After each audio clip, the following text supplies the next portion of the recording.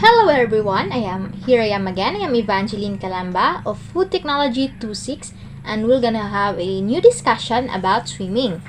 First, let's do a historical background of swimming. Just a brief discussion of this historical background. Uh, it is said that archaeological and other evidences shows that swimming has been practiced as early as 2500 BCE in Egypt and thereafter in Assyrian, Greek, and Roman civilizations. In Greece and Rome, swimming are part of martial arts training and was with alphabet also part as elementary education for males, since we all know that on the past times or years, the older days, that only the males are having a privilege of going to school. So it is teach on male students. In the 17th century, an imperial edict had made the teaching of swimming compulsory in schools. So, during the 17th century, swimming on the other parts of the other parts of the world, or the countries of the other part, they make the swimming as a compulsory to teach to students. The earliest instruction programs for swimming were in Great Britain in the 19th century, both for sports and for life-saving, since we all know that swimming is a life-saving skill. So let's go to the basic swimming stroke. I have 5 swimming stroke here. First is the freestyle or the front crawl. It is we all know that freestyle is the first thing that comes up with our mind when we picture swimming. Also, it is the fastest swimming stroke that we all know. And it is quite a fact since freestyle is really the fastest stroke. It will be done by lying your stomach with your body parallel to the water. Propel yourself forward with alternating arm movement in a sort of windmill motion that starts by pushing underwater and recovers above water. So it is how you do a freestyle stroke. Next is the backstroke. Backstroke, it requires a similar movements as the freestyle. It just differ since, as the name implies, backstroke, since it will be done with your back, not with your stomach. It is often recommended by some doctors for those patients who have back problems, since it will be done with your back. Backstroke is done by floating on the back. Alternate your arms with a windmill-like motion to propel yourself backwards. So another stroke is the big breaststroke. Breaststroke is the slowest competitive swimming stroke and the most common learned stroke. It is often taught to those beginner in swimming, since it doesn't require the swimmer to put their head underwater. So your head will be above the water here, which is really some sort of for beginners to prevent them from drowning. It is done by stomach facing down. Arms move simultaneously beneath the surface of the water in a half circular movement in front of your body. That is how you done a breaststroke.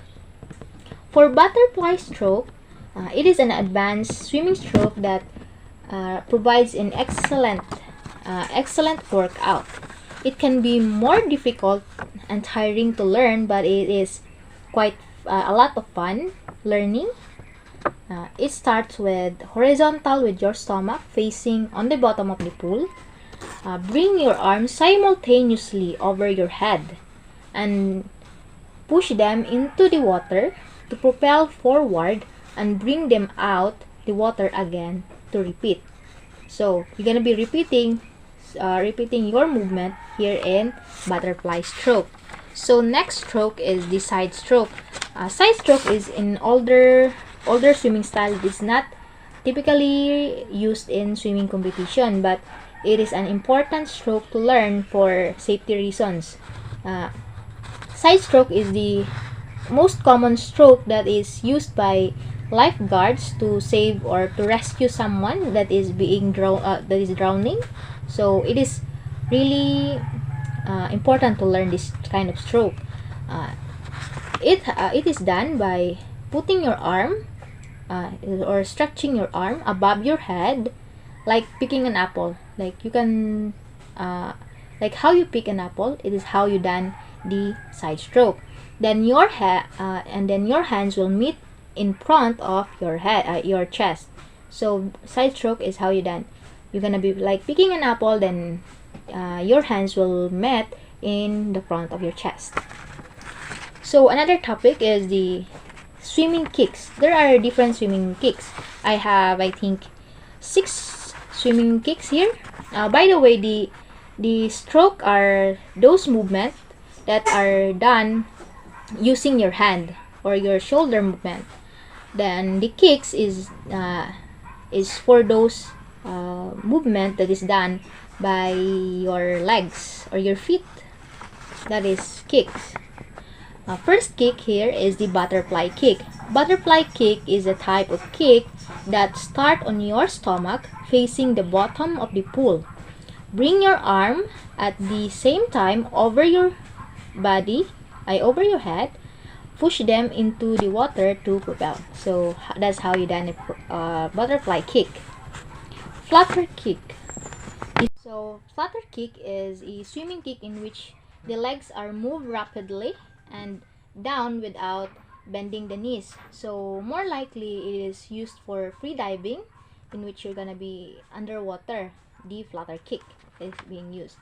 The frog kick is the next one. Frog kick are a type of kick where knees are drawn upward and outward so the legs can be brought together in when fully extended. So as the name implies, frog. This is how a frog swims on the water. So if you see a frog, how it swims, that is how the frog kick is being done. Next is the dolphin kick. Dolphin kick is a type of swimming kick in which an up and down movement of the feet together. So it involves up and down movement of your feet, and that is when you see the up and down movement of the feet together. So at the same time, your feet will move in the same time. It is a dolphin kick. Scissor kick. A scissor kick is a kick used in side stroke. It is for side stroke kick. This is our kick. Legs are brought together in a scissoring motion. As the name implies, scissor kick is like how a scissor move. And the last one is the thrush. Thrush is a swimming kick used while treading water. So thrush is the last one I have here for the swimming kick. So let's go to rules and regulations on swimming competition. So I have 5 basic rules for swimming here. First is all single races must be kept as separate gender events. If it is a female swimming competition, only females are allowed to compete. No males are allowed to compete with the females. As well as if it is a male competition, then only male swimmers are allowed to compete with them with one another. Next, a swimmer has to swim over the course alone to cover the whole distance to qualify. So they're gonna be swimming to cover the whole distance that is being required to qualify on the event. The swimmer must stay and finish the race in the same lane in which he or she started. So you are not allowed to change lane. So if you are starting on the third lane on the swimming pool, then you're gonna be finishing on the same lane. No change lane to avoid disqualifying on the race. Next is swimmer when turning has to touch the end of the pool. The turn must be made from the wall and is not allowed to take a stride or step to the bottom of the pool. So, when making a turn, you should it should be done on the wall, not on the bottom of the pool. If you're gonna be stepping on the bottom of the pool, then you're gonna be disqualified. And the last one here is pulling the lane rope is not allowed. The lane rope is the one that divides the swimming pool for to give the swimmers is single lanes. So if you that is not allowed during a competition. And here's the regulation on the swimming competition. Here I got the minimum requirement for competition or swimming competition to be done.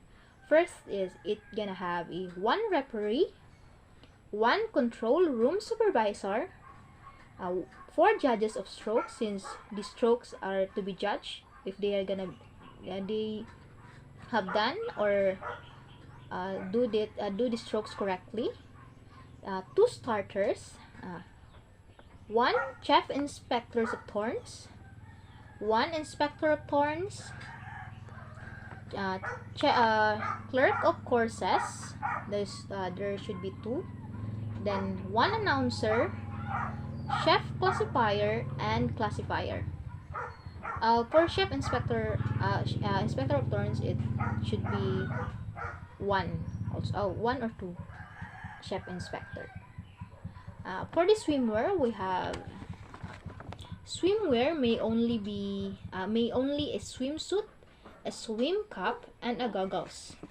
Armbands are not allowed, so you are not allowed to use to wear anything, just like just only the swimsuit, swim cap, and goggles. No armbands that is allowed during a swimming competition. Swimsuit should not be transparent.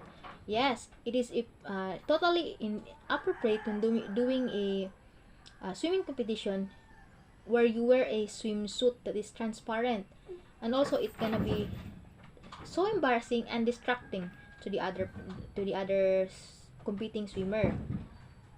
And lastly, no swimmer is allowed to wear tools, substances, or swimsuit to help them become faster during the race. So if it cannot be detected that the swimmer uses tools or any substances or anything on their swimsuits to make them more buoyant and become faster during the race, then that specific swimmer will be disqualified throughout the race. And that will be all for my discussion about swimming. Hope you enjoy and thank you for listening. Bye bye.